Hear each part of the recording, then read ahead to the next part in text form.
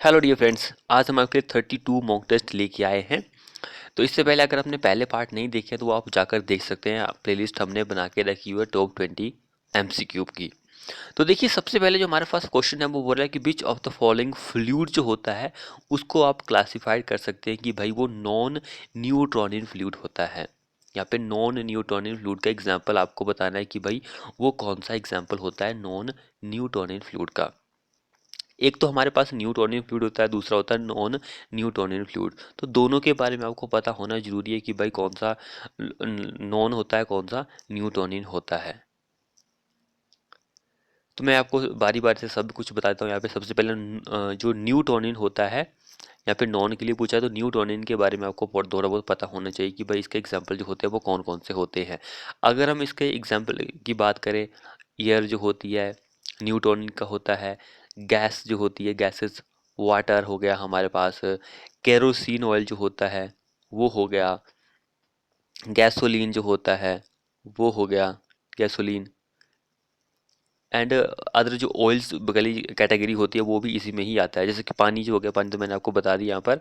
तो ये सारे, डीजल जो होता है ये भी नॉन न्यूटोनियन फ्लूइड की कैटेगरी में आता है। तो यहाँ पे नॉन के बारे में पूछा है तो नॉन के बारे में आपको बताता हूँ कि इसके कौन कौन से एग्जाम्पल होते हैं। तो इसका एक ह्यूमन ब्लड्स होता है, एक टूथपेस्ट होता है, केक बटर जो होता है ये भी इसके एग्जाम्पल में आता है। तो यहाँ पे हमारा आंसर बी आंसर हो जाएगा। ह्यूमन ब्लड दिया गया है, टूथपेस्ट भी दिया गया है, आपको केक बटर जो होता है ये आपको पता होना जरूरी है कि भाई ये भी होते हैं नॉन न्यूटोनियन के एग्जांपल्स। ऑप्शन बी हमारा इस क्वेश्चन में आंसर हो जाएगा। जिसने चैनल को सब्सक्राइब नहीं किया वो कर लीजिए और साथ में बेल आइकन को भी प्रेस कर लीजिए अगर आपको इसी तरह की वीडियो की नोटिफिकेशन जो वो चाहिए तो। अगला क्वेश्चन देखिए हमारे पास क्या बोल रहा है कि भाई नीज इज केमिकली क्लासिफाइड एज। नीज जो होता है उसको आप केमिकली क्लासिफाइड कर सकते हैं कि वो कौन सी वो रॉक होती है केमिकली। तो सबसे पहले आपको ये पता होना चाहिए कि भाई केमिकल क्लासिफिकेशन जो होती है उसमें कौन कौन सी रॉक्स आती है। तो उसमें हमारी एक सिलिसिस आती है, दूसरी जो होती है आर्गिलेसिस आती है, जो कि यहाँ पे नहीं दी गई है, आर्गिलिसिस रॉक जो होती है। एंड थर्ड थर्ड वन जो होती है वो कैलकेरिस रॉक्स ही आती है।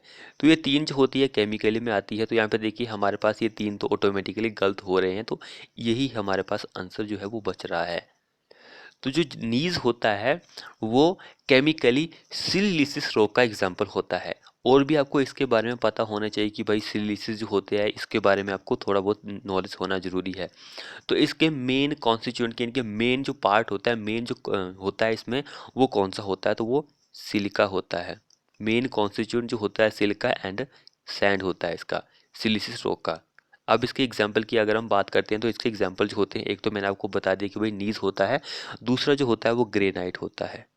ग्रेनाइट होता है, नीस हो गया, ट्रैप हो गया हमारे पास, बासोल्ट हो गया, सैंडस्टोन हो गया, सैंडस्टोन।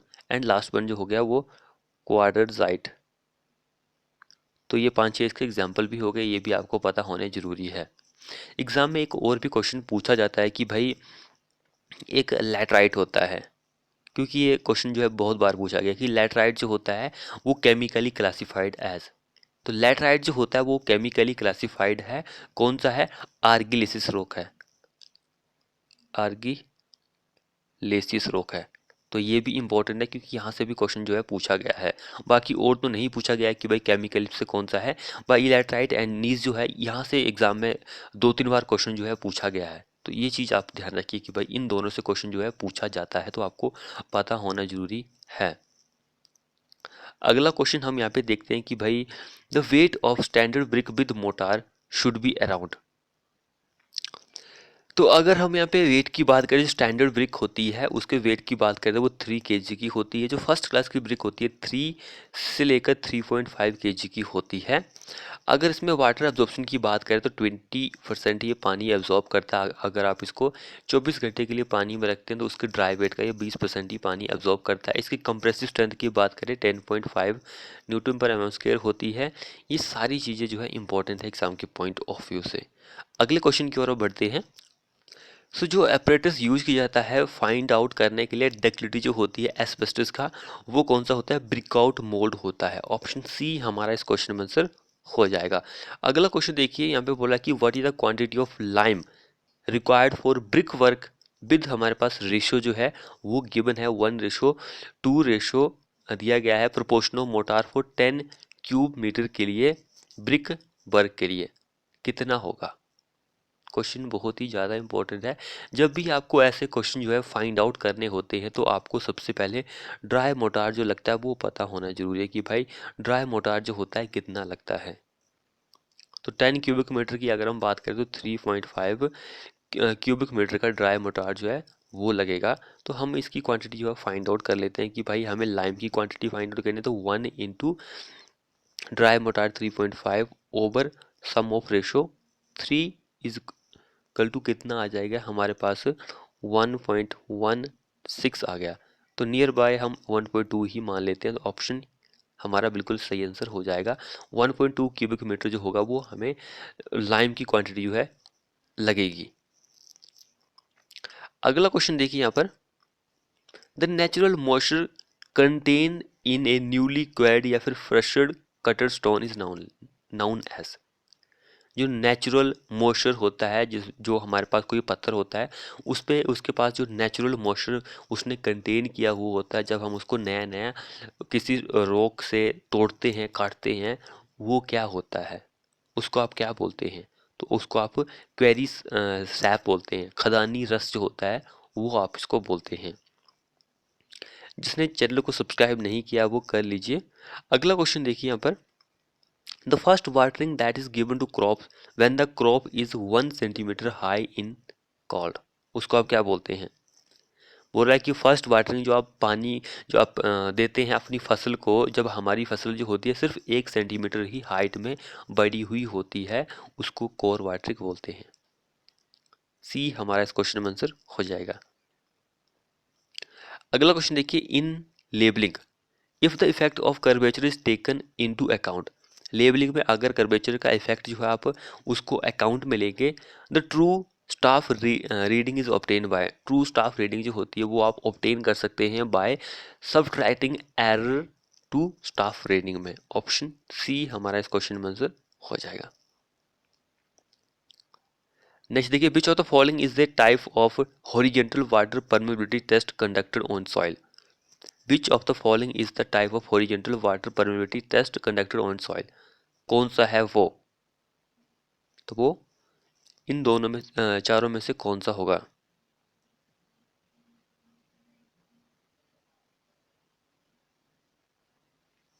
तो ऑप्शन बी हमारा इस क्वेश्चन में आंसर हो जाएगा। कैपिलैरिटी जो होता है वो किया जाता है हॉरिजॉन्टल वाटर परमिटिविटी टेस्ट के लिए किया जाता है। ऑप्शन बी हमारा आंसर हो जाएगा इस क्वेश्चन में। नेक्स्ट देखिए, ring and ball operators use to find out which of the following test of bitumen. Ring and ball जो ऑपरेटर्स होता है वो बिचुअन का फाइंड आउट करने के लिए किया जाता है इन चारों में से क्या, इन चारों में से क्या फाइंड आउट करने के लिए किया जाता है। तो रिंग एंड बॉल ऑपरेटर्स जो होता है वो सॉफ्टनिंग पॉइंट को फाइंड आउट करने के लिए किया जाता है। अगला देखिए, what is the number of tiles, हमारे पास टाइल का साइज दिया गया है, ये साइज है that is required for flooring, और हमारे पास फ्लोरिंग का साइज भी दिया गया है 100 स्क्वायर मीटर है। कितनी नंबर ऑफ टाइल्स जो है वो लगेंगी। जब भी आपको इस तरह का क्वेश्चन देखने को मिलता है तो आपको सबसे पहले जो टाइल होती है उसका स्क्वायर एरिया पता होना चाहिए कि उसका एरिया कितना बन रहा है स्क्वायर मीटर में, एंड जो आपके पास जो सरफेस एरिया जहाँ पर आपको टाइल डालनी है लगानी है उसका एरिया पता होना चाहिए। उस दोनों को आप डिवाइड करेंगे तो आपके पास नंबर ऑफ टाइल जो है वो आ जाएगी कि भाई इतने नंबर ऑफ टाइल जो है वो लगेगी। ओके, तो यहाँ पे देखिए हमारे पास इसका एरिया दिया गया है, हम इसको एरिया भी गिवन है हमारे पास। सरफेस एरिया जो है सरफेस एरिया हमारे पास 100 स्क्वायर मीटर है ओवर हमारे पास टाइल का एरिया, तो इसको आप मीटर में कन्वर्ट करेंगे क्योंकि ये भी मीटर में ही दिया गया है तो इंटू 0.30 मीटर, तो कितना आएगा हमारे पास 1111, ये हमारे पास आंसर आ जाएगा। तो नियर बाय 1100 के आसपास इस 100 स्क्वायर मीटर एरिया के लिए 1100 टाइल जो है वो लगेगी। ऑप्शन ए हमारा आंसर हो जाएगा इस क्वेश्चन में। अगला क्वेश्चन देखते हैं, combine error due to curvature and reflection is. तो कंबाइन एरर की अगर हम बात करें इन दोनों की तो वो आंसर हमारे पास 0.0673 डी का स्क्वायर हो जाएगा। ऑप्शन ये बिल्कुल सही आंसर आ जाएगा हमारे पास। अगला क्वेश्चन देखिए हमारे पास है, विच of the following is not a type of artificial seasoning of timber. Artificial typing जो होती है सीजनिंग ऑफ टिम्बर की, इनमें से कौन सा नहीं है, हमें ये बताना है। ये क्वेश्चन इंपॉर्टेंट है एग्जाम के पॉइंट ऑफ व्यू से। तो एयर सीजनिंग जो होती है वो आर्टिफिशियल में नहीं आती है। नेक्स्ट क्वेश्चन देखिए, बोल रहा है कि इन ए turbine a nozzle that direct jet of water on the back of the bucket in order to bring runner to rest is called as, उसको आप क्या बोलते हैं? क्या हम उसको बोलेंगे? जिसने चैनल को सब्सक्राइब नहीं किया है वो कर लीजिए, साथ में बेल आइकन को प्रेस कर लीजिए। तो उसको आप ब्रेकिंग जेट बोलते हैं। ब्रेकिंग जेट हमारा उस क्वेश्चन में आंसर हो जाएगा। अब यहाँ पे देखिए ये क्वेश्चन भी थोड़ा सा कंफ्यूज करने वाला है। विच of the following is not a defect in timber. Defect जो है वो कौन सा नहीं है टिम्बर में, आपको वो बताना है। तो सबसे पहले आपको यहाँ पर थोड़े बहुत कंफ्यूजिंग पॉइंट पता होने चाहिए कि भाई जो डिफेक्ट होते हैं वो अलग चीज़ है और थोड़ी बहुत बीमारियाँ होती हैं वो अलग चीज़ है। टिम्बर में थोड़ी बहुत बीमारियाँ होती है, थोड़े बहुत डिफेक्ट्स होते हैं। तो इन दोनों के बारे में आपको डिफरेंस जो है पता होना चाहिए। जैसे कि हमारे पास ये नोट है, ये डिफेक्ट है। हमारे पास शेक जो होता है ये भी डिफेक्ट होता है। रिंग आल डिफेक्ट होता है। एंड उसके बाद अपसेट होता है एक, ये भी डिफेक्ट ही होता है। ट्विस्टेड फाइबर जो होता है ये भी एक डिफेक्ट होता है। डोटननेस जो होता है ये भी डिफेक्ट होता है। फॉक्सीनेस जो होता है ये भी एक डिफेक्ट होता है। लेकिन बैट रोड हो गया हमारे पास, ड्राई रोड हो गया हमारे पास, वाइट एंड हो गया हमारे पास, ये तीन जो हैं ये बीमारियां हैं। ऑप्शन ए हमारा इस क्वेश्चन में आंसर हो जाएगा। तो इस तरह के पॉइंट्स आपको आने चाहिए, तब आप क्वेश्चन को सॉल्व जो है वो कर सकते हैं। नेक्स्ट वन देखिए, the rate at which water is remove by drain is called. The rate, कोई एक ऐसा रेट जिसके थ्रू आप पानी जो है उसको रिमूव कर रहे हैं बाय ड्रेन के द्वारा। ड्रेन जो होती है, सॉरी ड्रेन जो होती है उसको आप क्या बोलते हैं? Drainage flow, drainage duty, drainage basin, drainage coefficient. तो उसको हम ड्रेनेज कॉफिशिएंट बोलते हैं। डी हमारा इस क्वेश्चन में आंसर हो जाएगा। नेक्स्ट देखिए, the method generally adopt to orient a plane table at the point with three inaccessible point is called. Three inaccessible points के द्वारा उसको आप क्या बोलते हैं? थ्री, तो उसको आप 3 पॉइंट प्रॉब्लम बोलते हैं। नेक्स्ट में देखिए, which of the following is not incorrect method of valuation. Valuation जो है उसका गलत विधि जो है वो नहीं है। कौन सी नहीं है? तो वो direct comparison with profit value, ये इनकरेक्ट मेथड नहीं है, बाकी सारी इनकरेक्ट हैं। अगला देखिए, principle of a plane table is.